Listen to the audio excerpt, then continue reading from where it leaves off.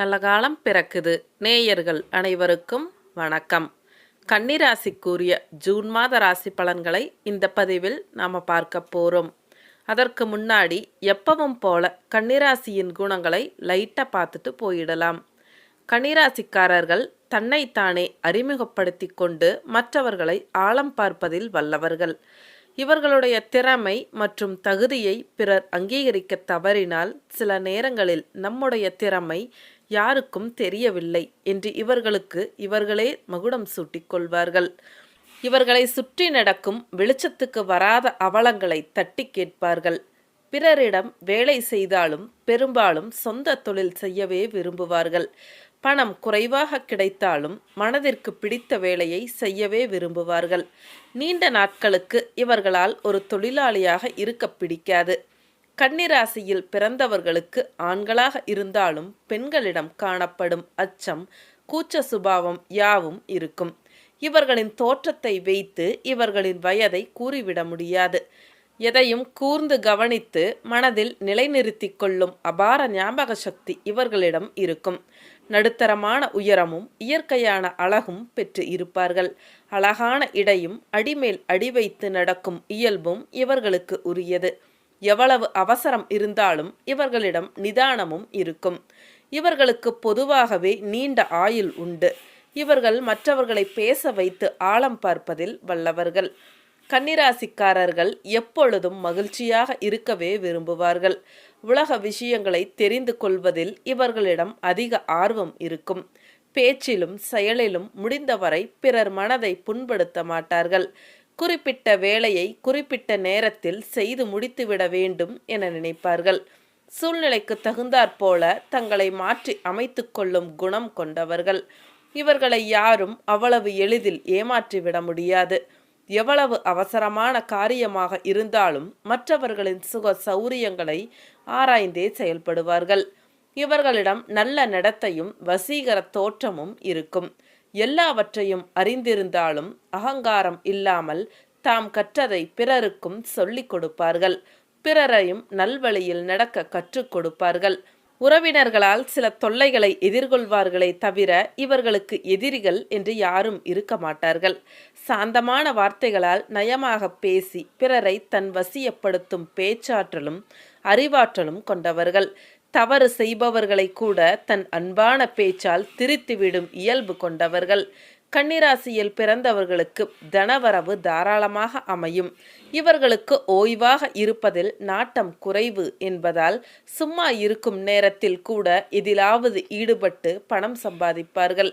இவர்களுக்கு தங்களது அறிவு, திறமை, பேச்சாற்றல் ஆகியவற்றால் பணவரவுகள் உண்டாகும். வருமானத்திற்கு தகுந்த செலவுகள் செய்து கடன்கள் இல்லாமல் வாழ்வார்கள்.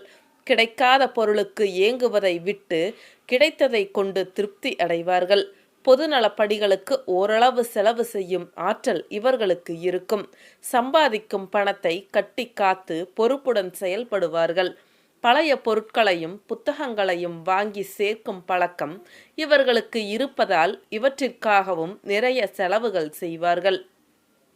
மற்றபடி கொடுக்கல் வாங்கல் போன்ற சமயங்களில் பெரும் தொகையை ஈடுபடுத்தும் பொழுது கூடுதல் கவனத்துடன் இருப்பது நல்லது. இல்லையேல் தேவையில்லாத பிரச்சனைகளை சந்திக்க நேரிடும். கன்னிராசிக்காரர்களின் 2ஆம் இடமான வாக்குஸ்தானத்திற்கு சுக்கிரன் அதிபதி என்பதால் உற்சாகமாக பேசுவார்கள். இவர்களுடைய ஆறுதலான சில வார்த்தைகள் மற்றவர்களின் வாழ்க்கையில் நல்ல திருப்பத்தை ஏற்படுத்தும். 11ஆம் இடமான லாபஸ்தானத்திற்கு சந்திரன் அதிபதியாக வருவதால் இவர்களின் அறிவு திறமையை பயன்படுத்தி அதிக லாபம் சம்பாதிப்பார்கள். உடலுழைப்பு என்பது குறைவாகவே இருக்கும். கன்னிராசி என்றாலே பொதுவாக சாதாரணமாக இருப்பார்கள். ஆனால் அதனால் சில நட்புகளை இழக்க நேரிடும். இவர்களை யாரேனும் அவமானப்படுத்தினால் ஆவேசத்துடன் எதிர்ப்பார்கள். சரி, வாங்க கன்னிராசிக்கான ஜூன் மாத ராசி பலன்களை பார்க்கலாம். இந்த மாதத்தை பொறுத்தவரை புதிய பயணங்கள் மேற்கொள்ளக்கூடிய ஒரு நிலைகள் இருக்கு. வியாபாரம், தொழில், சொந்த வேலைக்காக போறது அல்லது வெளிநாடுகளுக்கு போவது, இதுதான் முதல் முறையாக நீங்க போறீங்க அப்படின்னா உங்களுக்கு கிடைக்கக்கூடிய அனுபவங்கள் ஒரு தனி சுகமாகவே இருக்கும். எதிர்காலத்திற்கு இந்த அனுபவங்கள் உங்களுக்கு மிகப்பெரிய ஒரு உதவிகரமாக இருக்கும். நாம் அன்றாடம் ஒவ்வொரு பாடங்களையும் கற்றுக்கிட்டு இருக்கோம். அந்த பாடங்களை வாழ்க்கையில் பயன்படுத்தணும்.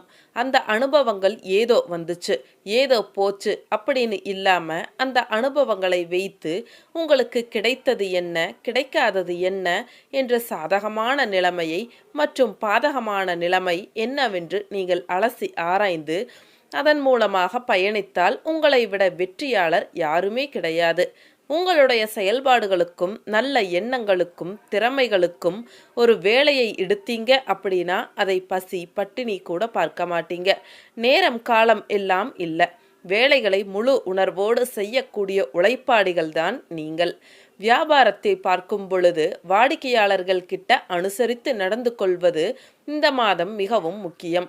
நீங்க எவ்வளோ பெரிய திறமைசாலியாக இருக்கலாம், உங்களுக்கு எல்லாம் அனுபவங்களும் இருக்கலாம் கூட, உங்களுடைய வியாபார கடையை நோக்கி தேடி வரக்கூடிய வாடிக்கையாளர்கள் தெய்வங்கள் மாதிரி. அவங்க வந்தா மட்டும்தான் உங்களுக்கு வியாபாரம் சிறப்பாக நடக்கும். உங்களுடைய சொந்த விஷயங்களில் இருக்கக்கூடிய விருப்பு வெறுப்புகளை வரக்கூடிய வாடிக்கையாளர்களிடம் வெளிப்படுத்த வேண்டாம். அவர்களுடன் அனுசரித்து இனிமையான பேச்சுக்கள் நீங்க பேசினீங்க அப்படின்னா அதன் மூலமாக வியாபாரம் சிறப்பாக நடக்கும். சிறப்பாக நடக்கக்கூடிய நாட்கள் காலங்கள் இது. ஆகவே இப்படி கிடைக்கக்கூடிய மிகப்பெரிய வாய்ப்பை கைவிடாதீங்க. அவங்களோட ஒரு இணக்கமாக கனிவான பேச்சுக்கள் மூலமாக வியாபாரத்தை சிறப்பாக நடத்துவது எப்படி என்கின்ற சிந்தனை செய்யுங்கள். உங்களுக்கு இந்த நாள் மிக அற்புதமான மாதமாகவே இருக்கும். அதே மாதிரி வேலைகளில் இருந்துட்டு வந்த பொறுப்புகளும் குறையக்கூடிய ஒரு நிலைகள் இருக்கு. உங்களோட வேலை செய்கிறவங்க, பணியில் இருக்கிறவங்க, உத்தியோகத்தில் கூட இருந்தவங்க சரியாக உங்களுடைய அலுவலகத்திற்கு வரலைன்னா அந்த வேலைகள் சில பொறுப்புகள் எல்லாம் உங்ககிட்ட தான் கைக்கு வந்து சேரும். இதன் மூலமாக உங்களுக்கு எந்த விஷயங்களையும் கவனிக்க முடியாது. வேலையிலும் அதிக சுமையை தெரியும். இதை எப்படி நாம் சமாளிக்க போகிறோம், இந்த பாரத்தை எப்படி நம்ம இறக்கி வைக்க போகிறோம் அப்படிங்கிற சிந்தனை தான் உங்களுக்கு இருக்கும். இது போன்ற நிலைமைகள் எல்லாமே மாறி உங்களுடைய பொறுப்புகளை பகிர்ந்து அவர்களும் வேலை செய்யறதுக்கு உங்களோட வந்து சேருவாங்க. கவலையே பட வேண்டாம்.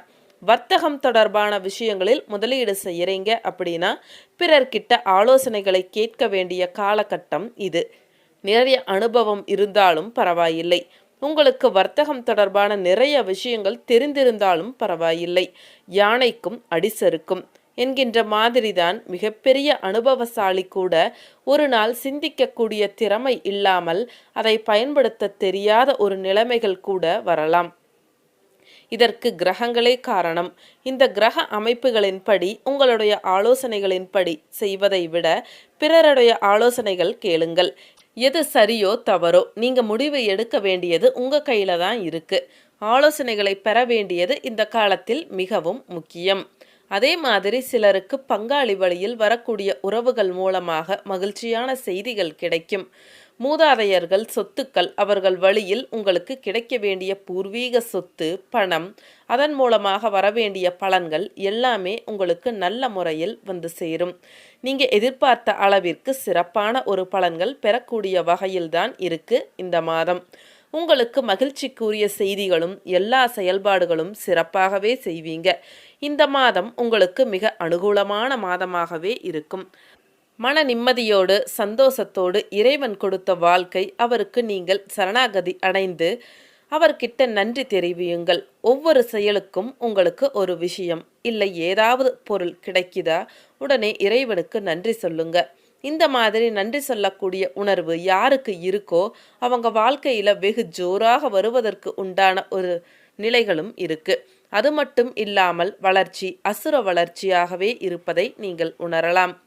பிப்ரவரி மாதத்தை பொறுத்தவரை பெண்களுக்கு குடும்பத்தில் சந்தோஷமான சூழ்நிலைகள் காணப்படும். கணவன் மனைவிக்கு இடையே விட்டு கொடுக்கும் மனப்பான்மை அதிகரிக்கும். பிள்ளைகள் எதிர்காலத்திற்காக சில பணிகளை மேற்கொள்வீங்க. நண்பர்களால் இருந்து வந்த சங்கடங்கள் அகலும். பெண்களுக்கு கொடுக்கல் வாங்கலில் இருந்து வந்த சிக்கல்களும் தீரும்.